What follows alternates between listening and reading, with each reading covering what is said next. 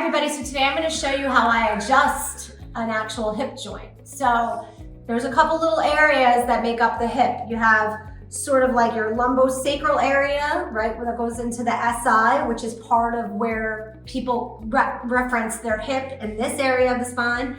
There's the actual ball and socket joint, which is your hip proper, right, the femoroacetabular joint. And then there's a way that we can adjust this all sideline. So I'm going to show you a couple of the ways that I help patients who have hip pain. First and foremost, this is my patient Jill. She's got a little bit of a short left leg on this side, so there is a rotation in the pelvic hip region that we're going to put back into normal alignment. So the tables do a little bit of the work for me. They lift and they drop, and we can get this pelvis completely leveled out without any pain, any movement by the patient, literally just a little bit of a high velocity force that goes into the pelvis that has completely evened out her leg length now. So that's always good to see. Now I'm gonna have you lay on your side, Jill, this way. So this is a little bit of a lumbosacral and kind of pelvic hip adjustment that we do that does give my patients a lot of alleviation of their pain. So just mostly going into the lower part of the pelvis is where I put my pressure and my force. A little rotation on the pelvis on the patient's part,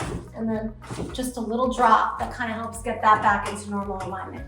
Now you're gonna lie on your back, and now I'm actually gonna adjust the ball and socket joint, the hip ball and socket joint. So Jill, you're gonna put your leg up on my shoulder, and so I'm kind of just grabbing right at the bottom, at the crease, if you will, of her hip, and then just a little pull is gonna feel like a little, you feel that pull in your pelvis, in your hip, just kind of helps to almost pull it out of the socket a little, just sort of helps to reset it, because sometimes with arthritis, degenerative joints, even labral tears or soft tissue tears, you can lose that like ball and socket motion in there. So when we do a little extension, like a little retraction, kind of helps to get a little better motion and movement in there. Next video, I'm going to show you how to do some home stretches that you can do yourself to help loosen up your hip joints. All right, thanks so much for tuning in. We'll see you soon.